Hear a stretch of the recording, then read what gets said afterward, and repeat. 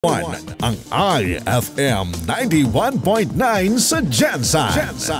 Sa recent KBP Kantar Media Survey, number one na pod ang 91.9 IFM News Gensan nga nakakuha ang 44.88% audience share. Ang 91.9 IFM News Gensan ang nanguna nga radio station sa tibuok Soc-Sargen Region. Daghang salamat mga idol.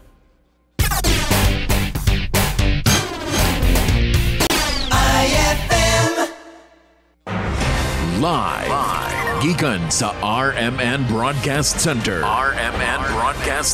Kini ang IFM News. IFM, unang yagyag sa balita. IFM News Headlines. Kini IFM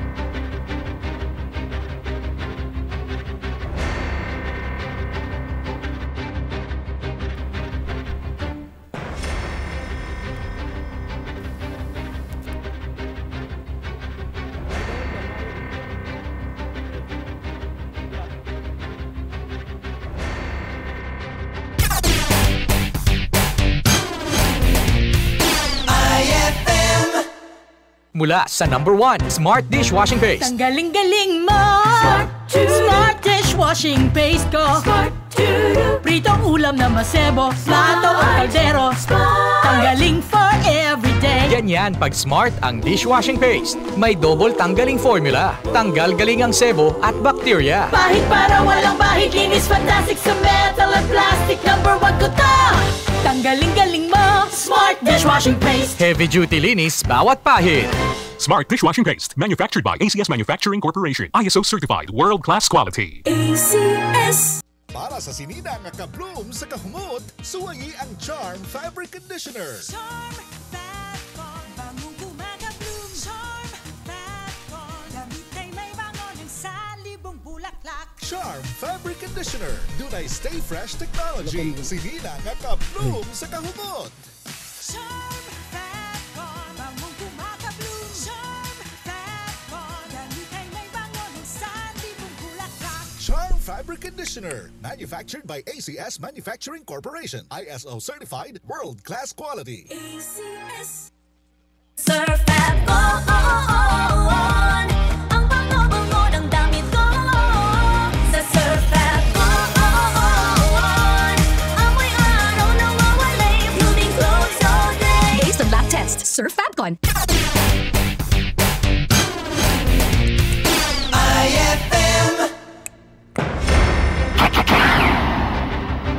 IFM News Headlines. Idol, maayo nga butaga niya na mga headlines karon butaga sa balitang lokal. 1,109 ka mga personay sa PNP, AFP, PCG o Maritime Police sa Saragani andam na alang sa BSKE 22-23. Seguridad sa kapin 500,000 ka mga botante sa Jansan dungan sa eleksyon gipaniguro sa GSCPO. 26 ka barangay sa Jansan pulos na sa kategory green. Mga polling center gi-inspeksyon ni Colonel Olivar uban sa mga chief of police. Idol, presyo sa kandila sa South Cotabato gi-monitor sa DTI. IFM, unang yagyag sa balita. Sa balitang national tubok persa sa PNP, Idol, all system go na ng goal na alang sa pagbantay sa kaluwasan sa barangay ug sa kabataan elections. DSWD walay plano nga manguha og dugang social workers. International, Idol, kapin 7 mil ka mga Gazans patay sa pag-atake sa Israel sumala pa sa Hamas. US ang pahigayon og airstrike sa mga sites nga ginagamit sa Iranian forces sa Syria. Sabtang, Idol, sa tuang balitang sports, Frances nga nag-akusa nga doping kang ubyana nag-sorry. Samtang sa balitang showbiz, John Lloyd dili komportable man nga ginasungod sa publiko kang Bea. IFM, unang yagyag sa balita.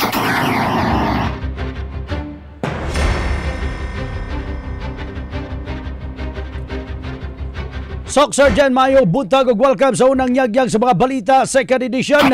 Ning adlaw idol lang nga Sabado, pizza 28 ni bulan sa Oktubre tuig 2028. Kini ang inyong mga tigbalita. Ako si Idol Dave Silagan.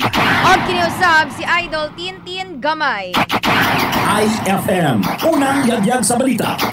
IFM News Lokal. Detalye idol sa to balitang lokal mokabat ngadto sa 1,109 ka mga personay sa gikan sa PNP, AFP, Coast Guard ug Maritime Police ang gideploy sa tibuok probinsya sa Sarangani dungan usab sa barangay ug SK eleksyon karong adlaw nga Lunes. Sumala pa ni Police Captain Maria Guzel Andrada, ang Public Information Officer sa Sarangani Provincial Police Office, ang maong ihab sa mga law enforcement personnel ang gideploy sa mokabat sa 204 polling precinct sa tibuok probinsya. Nasa nga mokabat usab sa 142 ka mga barangay idol sa Sarangani Province.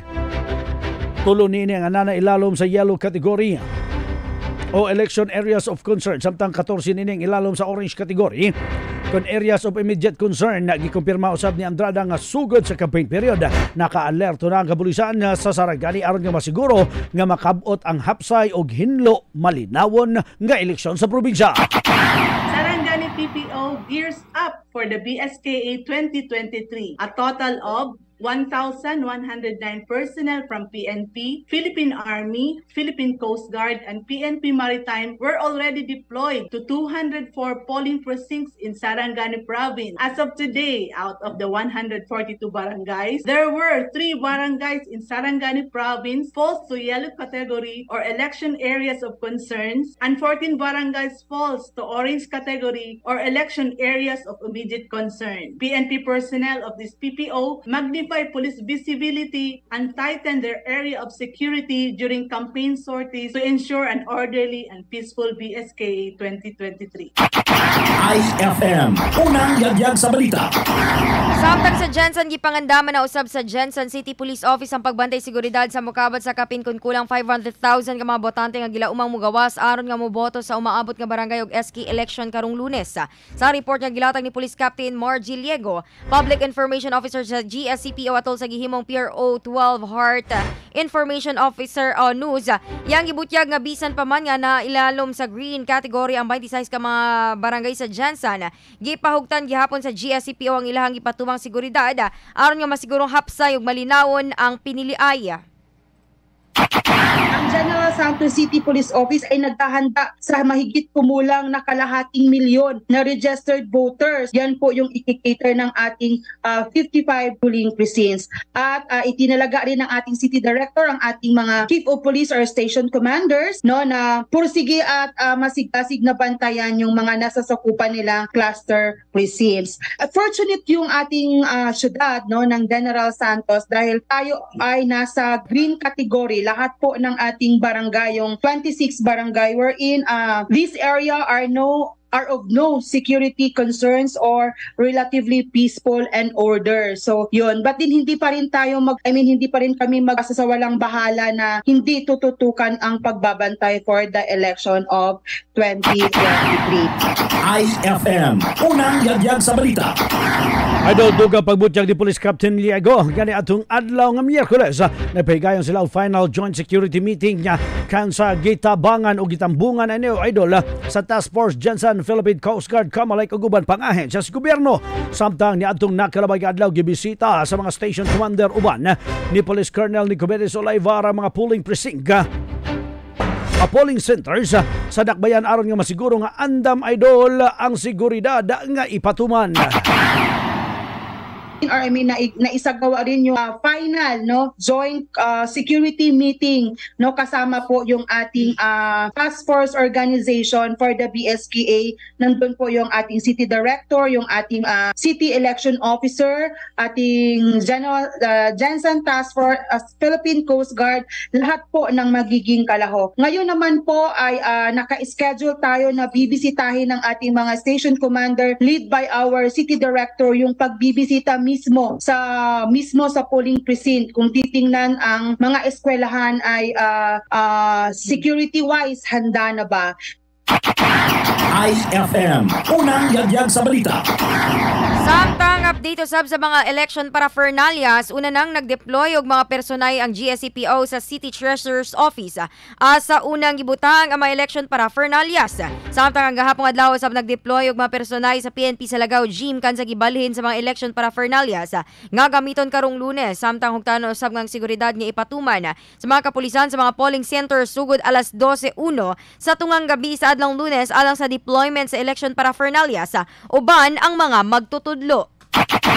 Yung update naman ng ating mga election paraphernalias, nagkaroon tayo ng deployment kasi sa ngayon ay nasa City Treasurer's Office pa po. Baka bukas sa signal po ng ating City Election Officer ay ililipat siya mismo doon sa Lagaw Gymnasium. At mula naman doon by the 12:01 no, yung ating 12:01 ng Monday, yun yung pag-distribute ng ating doon na rin ang ating mga kapulisan maghihintay para sa 2 a.m. na first deployment ng mga election paraphernalia kasama yung ating mga guro. IFM, unang yagyag sa balita. Idol, alas 7:48 na katong oras, dungang deployment, Idol, sa kapulisan sa Dibok Region 12 alang sa nagsing-abot nga barangay SK election karong umaabot ka Oktubre 30, 2023. Gay painumduman, Idol, ni Police Major Raisa Hernaez ang kapulisan sa Dibok Region nga dili usab pasagda ng ilahang mga law enforcement operations sa ilahang mga tag-EOR. Sumala pa nga dapat ipadayon lang sa kapulisan ang monitoring o pag-aksyon sa 8 focus crime aron dili makaporma ang mga kriminal bisan pa man og nakabantay seguridad sa barangay ug SK elections. Unang-una, wag pa rin natin kakalimutan na yung ating law enforcement operation is still the top priority, di ba? While securing the BSK 2023, nandoon pa rin po yung ating mga law enforcement operation. Siyempre kasama yon. Kaya babantayan pa rin natin ano yung mga pangyayari, lalo-lalo na pag may mga operation or may mga pangyayari na under sa 8 focus crimes natin, di ba? So, hindi pa rin natin makakalimutan yon. IFM, unang yagyag sa balita. Gipaniguro sab ni Police Major Hernaez nga luwas ang katawhandugan sa piniliay tungod ang kapulisan ang nagpatuman na hugot og tanong seguridad. Tungod niini ang ngayon lang nga sila mogawas gyud sa ilahang mga panimalay aron nga magboto og mga kandidato nga bot nilang maglingkod sa posisyon. Samtang gibutyag pa sa opisyal nga available kanunay ang ilang hotline numbers aron nga kung adunay may report nga ipaabot kanila, ang publiko paspas nila kining marespondihan. And syempre, as a sort of reminder also, kaya yung ating mga mamamayan sa lahat ng areas, huwag kayong matakot. Talagang yung kapulisan nyo ay talagang handang magbigay ng kanilang mga tulong, lalong-lalo na yung kanilang mga serbisyo na may puso. So huwag natin kalimutan yung ating mga law enforcement operation. And syempre, kailangan din natin mag-initiate or mag-establish ng magbigay ng mga hotlines, numbers natin. At syempre, in every area, huwag niyong kalimutan na maglagay ng mga hotline numbers natin kasi yan yung makakatulong at mabilis na makakuha ng information lalong-lalo na sa atin para maibigay din natin kung ano yung karampatang tulong ang pwede nating maibigay. So, madali tayong mahanap pag meron tayong mga hotline. IFM, unang yagyag sa balita. Alas 7:50 na katong oras, samtang gipahinumduman mo sa Police Major Hernaez ang tanang kapulisan nga naka-assign sa mga polling centers nga dapat 50 metros gayod ang ilahang distansya gikan sa mga polling precincts.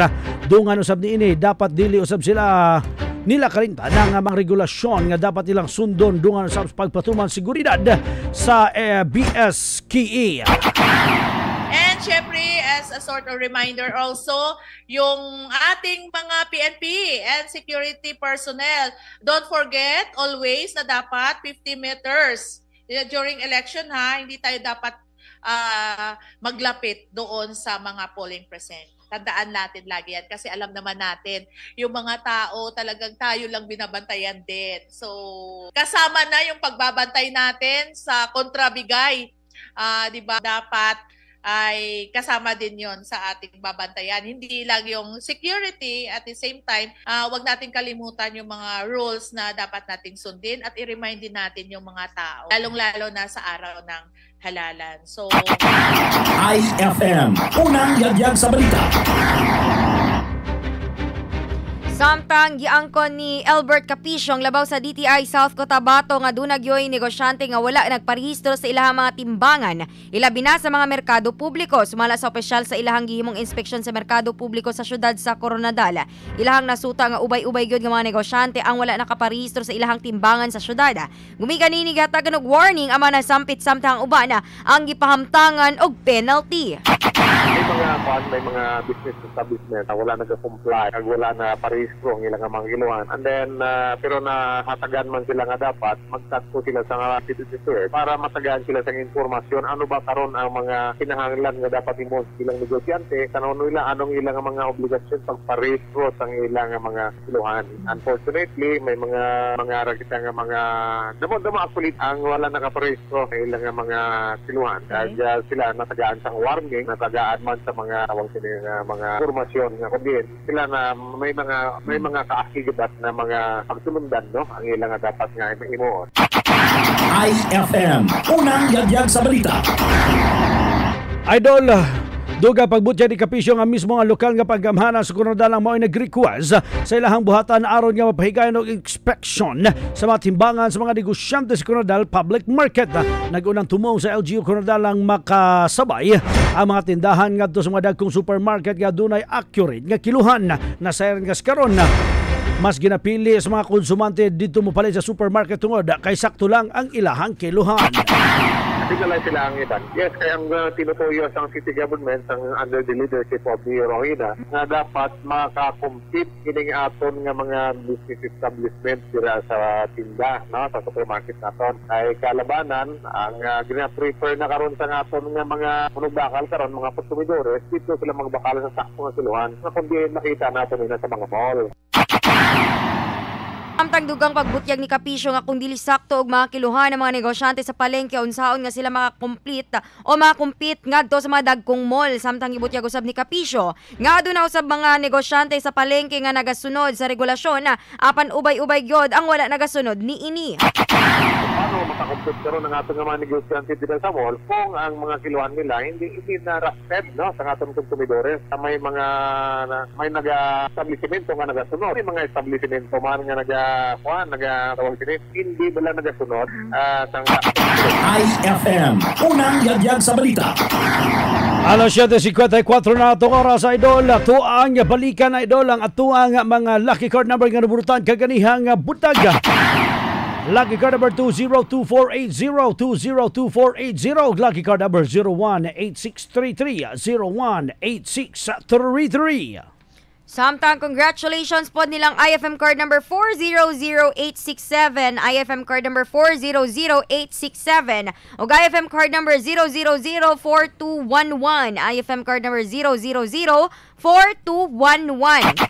Idol, dala nyo ang inyong IFM card ng inyong valid ID unya adto sa stasyon aron inyo maakon ang 1,000 pesos ug makabot mo ay hamahuman na programa ni Idol Jordan na doon na mo'y dugang nga 100 pesos. IFM, unang yagyag sa balita.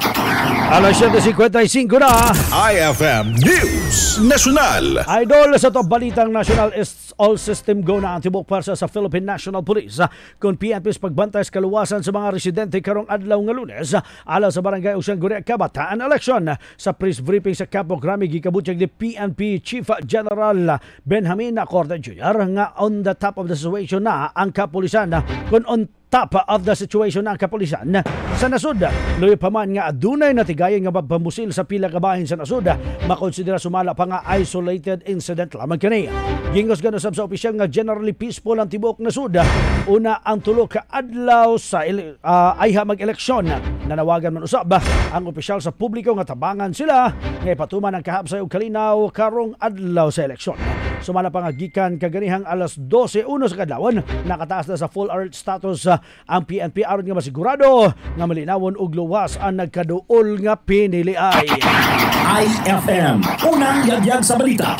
Sabi ng bahin muli planong Department of Social Welfare and Development kung DSWD nga mukuha og mga bagong social workers. Kini ang tubag ni DSWD Secretary Rex Gatchalian human nga pagipangutanan ni Senator Risa Hontiveros kung sakto ba ang ilang social workers sa kasamtangan sa hearing sa Senate Committee on Women, Family Relations and Gender Equality kalabot sa issue sa cease and desist order batok sa Gentle Hands Orphanage. Gibutyag ni Gatchalian nga gusto nila nga idoso sa kasamtangan nga social workers ang contract of service nga status sa ilahang empleyado. Pagpasabot sa opisyal sa mga senadora, mas prioridad nila sa kasamtangan nga hatagan og job security inay nga makuha og dugang nga mga contract of service workers. Dako usab ang magtuo ni Gatchalian nga ilahang mabuhat kung unsa ang mandato sa kasamtangan nga ihap sa mga social workers. IFM, unang yagyag sa balita. Alas 7:57.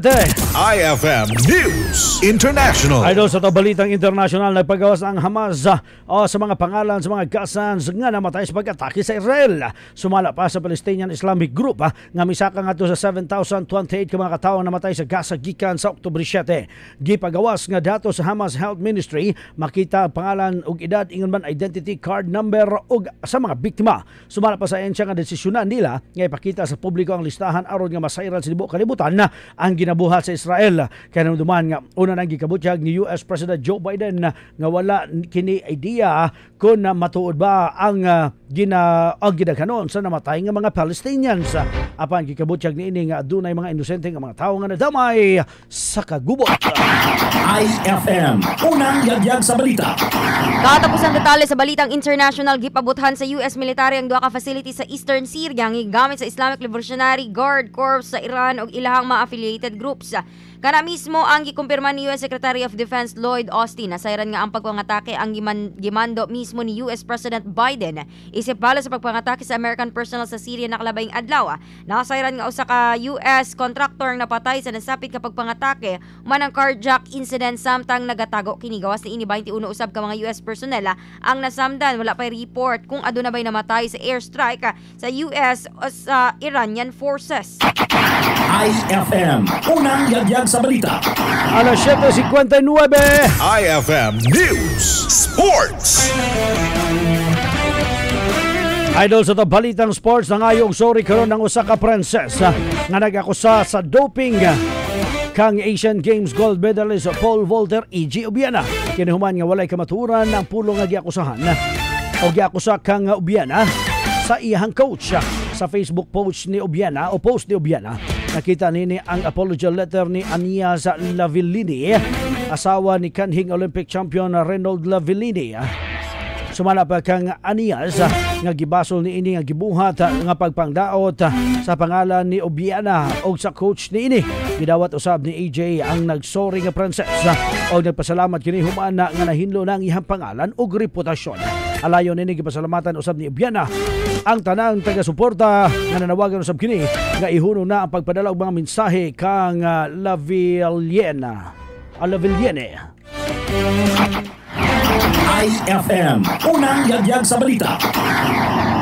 IFM News Showbiz. Iangko ni John Lloyd Cruz nga dili kini komportable sa matag higayon nga ginasungog kini sa publiko kang Bea Alonzo. Sa pamahayag ni John nga wala kini sa iyang hunahuna nga makigrelasyon kang Bea. Dugang paniini nga matag higayon nga magkita sila ni Bea, dili niini malikayan nga mahuna-unaan nga adunay gilang manungog kaniya. Tumong lamang sumala paniini nga malipahin si Bea, human nga engaged na ang aktres kang Dominic Roque. Nasayran nga daghang mga fans nilang John Lloyd ug Bea ang nagtuo nga true to life ang relasyon sa duha. IFM, unang yagyag sa balita. Idol, alas 8 na sa buntag. Musunod Idol ang programa ni Idol Jordan Britos, ang IFM Reaksyon. Baka na naglangkob sa itong mga balita karong buntaga ang unang yagyag sa mga balita second edition ning adlaw nga Sabado, pitsa 28 de bulan sa Oktubre 2023. Sangan lamang sa tibok persa sa IFM Jansan.